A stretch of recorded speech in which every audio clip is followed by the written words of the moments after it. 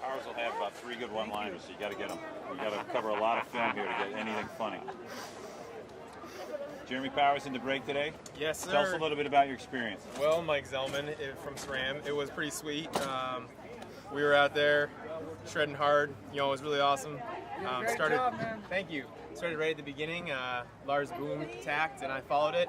As soon as I saw Lars go, I know him. He's one of my cyclocross pals, and I knew he has good legs. He's a triple-time world champion, so I thought, that seems like a good guy to go on the break with. I probably should go with him. Then I knew that climb was going to be really steep at the beginning, but then kind of flatten out, which is good for me. And yeah, basically just kind of hit it, and it all worked out for me. Had great companions. Some guys checked out a little too early, which wasn't nice in the wind. But so you guys ended up with 4 coming into the finish. Was that the total? There were more than that initially? There were I think 8. I think they had 2 Type 1s and the United Healthcare guy. Those guys didn't make it over the climb with us, and then one of the guys from Kelly that was going for the KOM dropped off after he got those points. So. And you made it to about 15K to go, maybe 20K to go? Yeah, something like that. Okay. So. You guys went early. Were you surprised that ended up being the move? I wasn't, because I knew that Sierra Road climb was going to be kind of brutal, and I also knew that probably some of the other teams, we talked about it in our team meeting last night, that some of the other teams probably wanted to have an easier day up that climb. I don't know how that climb was easy in any way going up it, but either way, it was definitely something we thought about beforehand. That last descent was awful rough. We had a lot of mechanicals, a lot of uneven asphalt. Comment on that. It was probably safer to be in the break. That road was super dangerous. There were tons of potholes. I was really sketched out, and I was up there with 4 guys. We were going, 50 miles an hour. Just like bikes completely leaned over with potholes, and they did a great job of marking the course. No disrespect to anyone that helped put this race on. Just was the conditions of the road. It was just very super dangerous. So. You and Lars up there talking cross? We were. Lars and I have been good friends for a long time. I met him probably 5 or 6 years ago. His dad, my dad, we've always, those guys had met each other a long time ago, and then, my dad's funny like that. He brought him over like big magazines with like American cars and stuff like that, because Lars is always into that stuff. So we definitely go way back. We definitely had a couple laughs. It was really nice to be able to spend the day with him. He's someone that I look up to. I like his riding style, and so it was a nice day for us both. So coming into Modesto, the gap was 45 seconds, and then you went back up to over a minute. So what was going on in the break at that point? Well, I think that they were just kind of playing with us, but the wind also kicked up really high, and we had a wind from the side, and then as soon as we took a left-hander, it was probably I think like 7 miles on that road, and then we just got like a straight headwind, and I heard that in the radio the field had split. And we just kept our heads down and went as hard as we could. I knew the attacking wasn't going to start, and I was cramping for a long time, so I made it that far. This is only my 6th race of the year. Did they warn you about the crosswinds coming in?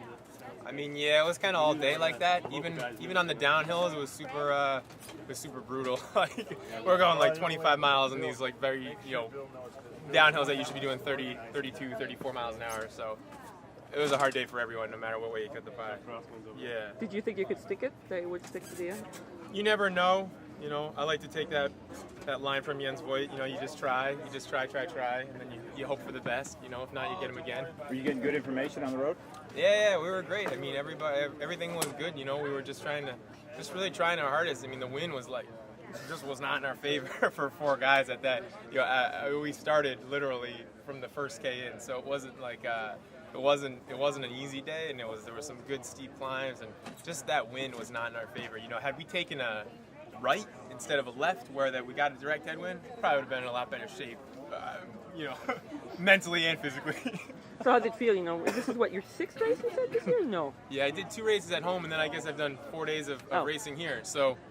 I did a lot of motor pacing with my friends, and I got a good group of people back home that are really awesome, and they help me out training and everything like that. So it feels good to be early in the year and just kind of rocking. It was awesome. This is the best thing I could ask for. So tell me about the boom boom room. The boom boom. I don't know. Friedman calls it the boom boom room. I don't even know why. It's really not mine. Mike Friedman, boom boom room. But that's just the back room in the trailer.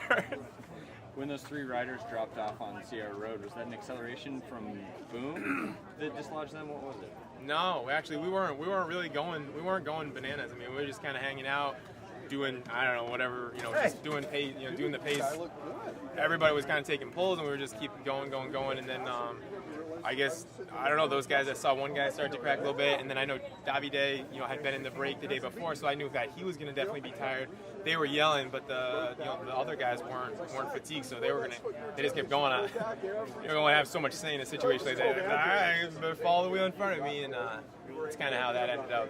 Was everybody rotating through in the break, pretty much? Yeah, I'd say I did. I'd say at the end I definitely had to pull out. I had to miss a couple pulls, but it's all right. On a lighter note, it seemed like I was in the neutral car behind you. You took a natural break, and I had to pee so bad all day. I was like, oh my god, when does it stop? Like when do we get to take a pee break here? but you were coming along, and it seemed like you came up on somebody's driveway. I did. I apologize to that guy. I mean, I don't know. He Was he standing It was his fault for having a house out there. we were in. I don't even know where we were. Far away. So. Nice job out there, J-Fox. Good job, buddy. Thanks, All right. buddy. Yep. See you. Thanks, All right. Mike.